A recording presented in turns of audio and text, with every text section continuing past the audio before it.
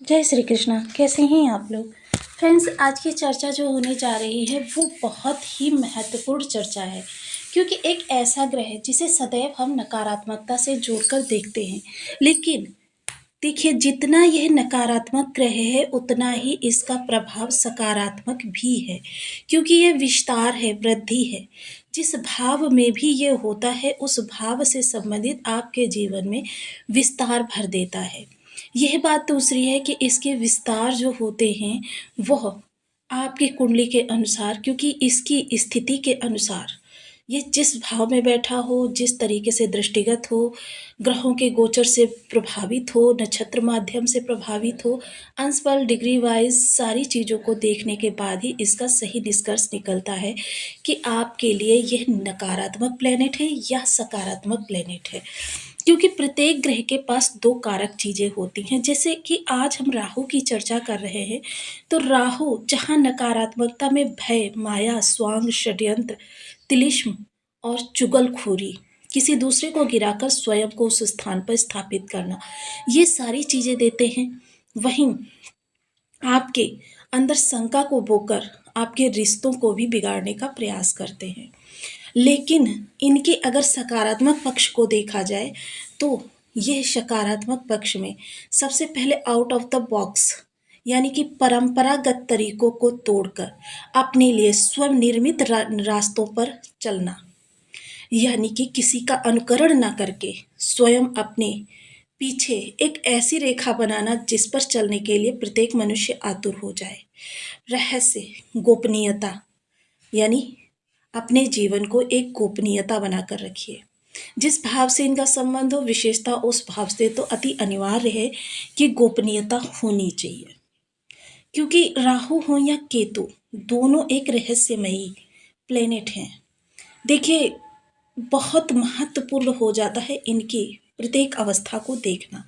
यहाँ पर देखिए, क्योंकि मंगल देव ने काफ़ी लंबे समय बाद अपना राशि परिवर्तन किया है, और राशि परिवर्तन करके इन्होंने कर्म और आजीविका का जो षडाष्टक योग बना हुआ था उसको समाप्त किया है। क्योंकि मंगल देव इस भाव से गोचर कर रहे थे और शनि के साथ जो आजीविका के कारक हैं एक षडाष्टक योग निर्माण किया था। जिस तरीके से हम नवम पंचम को मानते हैं, लाभ संबंध को मानते हैं, तृतीय एकादश को, उसी तरीके से षडाष्टक योग भी एक योग होता है जो दो मित्र ग्रहों को भी शत्रुवत कार्य करने के लिए बाध्य करता है।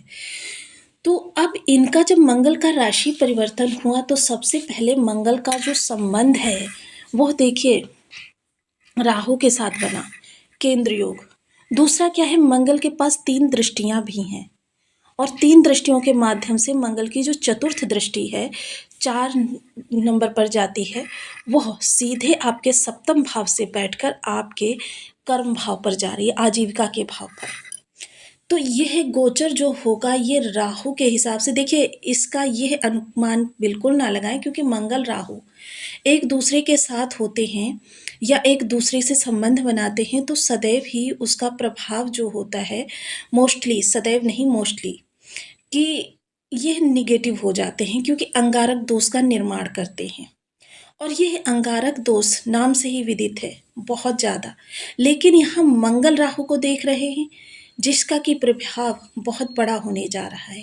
मंगल भी देखिए, अगर जैसे मैंने लास्ट के वीडियो में आपको बताया था, अगर गुरु शनि के बाद कहें तो तीसरे ऐसे प्लेनेट बन जाते हैं कि जिसके पास सबसे ज़्यादा कारक प्रभाव है। तो अब मंगल की राहु पर दृष्टि जाएगी तो राहु क्योंकि बल के द्वारा शासित होंगे। वहीं जो गुरु के साथ राहु का षडाष्टक योग बना हुआ है तो यहाँ पर भी गुरु रक्षात्मक रूप में अपना पूरा प्रभाव दिखाएंगे, जिसकी वजह से अगर कहें तो यहाँ पर क्योंकि गुरु की पंचम दृष्टि यहाँ पर भी जा रही है, मंगल पर भी, जिसकी वजह से मंगल को भी विस्तार प्राप्त हो रहा है। अब देखिए एक चीज़ का विशेष ध्यान कि राहु जो है यहाँ पर शासित हो रहे हैं मंगल के द्वारा, जिसकी वजह से राहु का जो अब निगेटिव प्रभाव है वो थोड़ा सा कम होगा। और मोस्टली ये अपने अच्छे प्रभाव और मंगल का प्रभाव कर्म भाव पर जाना, राहु का प्रभाव और विशेषतः जब ये लाभ संबंध बन जाता है तो शत्रु ग्रह भी जो होते हैं एक दूसरे के लिए मित्रवत अपना बल एक दूसरे को प्रदान करने का कार्य करते हैं, जिसकी वजह से क्या होता है चीज़ें विस्तार पकड़ती हैं। और राहु गुरु दोनों ही विस्तार के कारक ग्रह हैं, और विस्तार के कारक ग्रह होने के साथ साथ देखिए इनका जो विशेष प्रभाव होता है अलग अलग होता है। दोनों ही विस्तार के कारक हैं। जहाँ गुरु देखिए नीति नियम विवेक के आधार पर आपकी चीज़ों को आगे बढ़ाते हैं, आपको चीज़ें देने का कार्य करते हैं, वहीं राहु का ये स्वभाव नहीं है। राहु को येन केन प्रकारन, चाहे वो चीज़ मेरी हो या ना हो, मेरा अधिकार उस पर हो या ना हो, बस मुझे पानी है अगर तो फिर पानी है किसी भी तरीके से। उसके लिए साम दाम दंड भेद का भी अगर प्रयोग करना पड़े तो राहु बिल्कुल भी पीछे नहीं हटते, क्योंकि राहु किसी बाउंडेशन को नहीं मानते हैं। Rahu out of the box और सीमाओं से परे जाकर कार्य करते हैं। विशेषतः इस समय राहु का जो स्वभाव है वो काफ़ी आपके लिए रोबीला होने वाला है। रोबीला किस तरीके से, प्रभावशाली, कि जहाँ पर भी आपकी वाणी या आप अपना वक्तव्य देंगे वहाँ पर समझ लीजिए समस्त जन आपके सामने झुकने के लिए या आपकी बात मानने के लिए बाध्य हो जाएंगे। विशेषतः अगर मंगल का प्रभाव यहाँ पर और राहु का प्रभाव है तो देखिए राहु तो हर चीज़ में विस्तार उत्पन्न करते हैं, चाहे वो आप किसी भी क्षेत्र से संबंध रखते हों। और अगर कहा जाए तो देखिए जो दसम स्थान को समझकर, चाहे वो चंद्र कुंडली के माध्यम से, चाहे सूर्य कुंडली के माध्यम से या फिर लग्न कुंडली के माध्यम से, दसम स्थान जिस कुंडली के माध्यम से बलवान हो उस कार्य को करने वालों के जीवन में इस समय अप्रत्याशित रूप से देखिए बहुत से लोग अनजाने में ही कार्य अपना चुनते हैं, लेकिन फिर भी क्या होता है कि उनके ग्रहों की स्थिति इतनी बलवान होती है कि वो अनजाने में ही जो कार्य करते हैं वो बिल्कुल सही होते हैं। तो ऐसे में कुछ लोग ऐसे कार्य भी कर रहे होंगे कि जो इसके अनुकरण के अनुसार हों। तो ये बेहद महत्वपूर्ण इस समय पर गोचर होने जा रहा है, जब पहली बार मंगल शुभता प्रदान करके और सीधे राहु को देखेंगे, जिसकी वजह से आपके जीवन में जो विस्तार है वो बढ़ना प्रारंभ हो जाएगा। मोस्टली अगर आप बिजनेसमैन हैं तो बिजनेस में इस समय आप विस्तार कर सकते हैं, अपनी ब्रांचेस खोल सकते हैं, मतलब उसको बड़ा कर सकते हैं। अगर जॉब में हैं तो उससे बेटर जॉब के लिए इस समय आपके माइंड में तर्क वितर्क होते हुए दिखाई देंगे, क्योंकि माइंड को नियंत्रित करने का कार्य जो करते हैं राहुदेव महाराज करते हैं। अब विशेषतः क्योंकि इस समय राहु की नवम दृष्टि की हम चर्चा मोस्टली विशेषता फोकस रहेगा, तो बनी रहिए हमारे साथ इस वीडियो में अंत तक, आपको बहुत कुछ जानने के लिए मिलेगा। वीडियो बहुत ज्ञानवर्धक होने वाला है। यदि आपके लग्न में 2 नंबर बना हुआ है तो ये राशिफल आपके लिए है। यदि कुंडली में कहीं भी चंद्रमा के साथ 2 नंबर बना हुआ है तो ये राशिफल आपके लिए। कुंडली ना होने की स्थिति में आप इसे नाम राशि से भी देख सकते हैं। यदि अभी तक आपने अपने इस चैनल को सब्सक्राइब नहीं किया है तो प्लीज़ सब्सक्राइब कर लीजिए, वीडियो को लाइक कर दीजिए, चैनल को शेयर कर दीजिए। इससे होगा क्या कि हमारे आने वाले हर वीडियो की नोटिफिकेशन मिल सकेगी आपको सबसे पहले।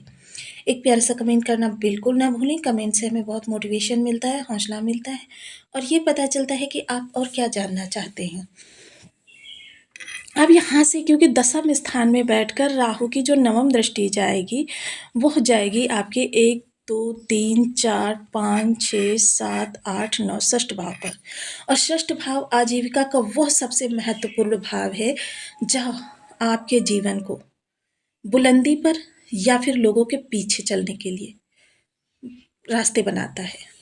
क्योंकि अगर आप सबसे आगे होंगे तो लोग आपके पीछे चलेंगे, अगर लोग आपके आगे होंगे तो आप सबसे पीछे चलेंगे। यही 2 स्थितियाँ होती हैं और इस स्थिति को समझने का कार्य सिर्फ आपका षष्ठ भाव करता है, क्योंकि कंपटीशन इसी भाव से देखते हैं।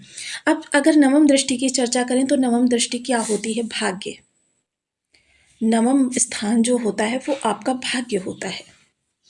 और जैसा कि हम सभी लोग जानते हैं 3 ग्रहों के पास नवम दृष्टि होती है और तीनों दृष्टियों का अलग अलग प्रभाव होता है।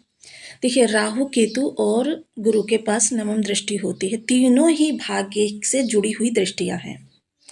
अब अगर हम कहें कि देखिए राहु जिस तरीके से विस्तार देते हैं, हालांकि राहु की नवम दृष्टि को भी इसीलिए गुरुवत माना जाता है क्योंकि ये भाग्य को इन्हेंस करती है। जिस भाव में भी, इसे आप अपनी जन्म कुंडली पर लगा कर देखिएगा, जिस भाव पर भी राहु की नवम दृष्टि जा रही होती है, उस भाव से संबंधित चीज़ें आपके जीवन में विस्तार लेती हुई दिखाई देती हैं। और देखिए, लेकिन ऐसा नहीं है कि 18+ व्यक्ति अगर कर रहा है तो उसे भी उसके नवम दृष्टि के प्रभाव प्राप्त होंगे, 19+ व्यक्ति कर रहा है उसे भी नवम दृष्टि के प्रभाव प्राप्त होंगे, ऐसा नहीं होता। क्योंकि हर ग्रह का समय काल जो होता है जीवन में अलग अलग होता है। कभी महादशा के माध्यम से, सब कभी समय काल के माध्यम से इन ग्रहों के प्रभाव हम पर प्राप्त होते रहते हैं, जिसकी वजह से क्या है कि हमारे जीवन में परिवर्तन, अप एंड डाउन्स आते रहते हैं।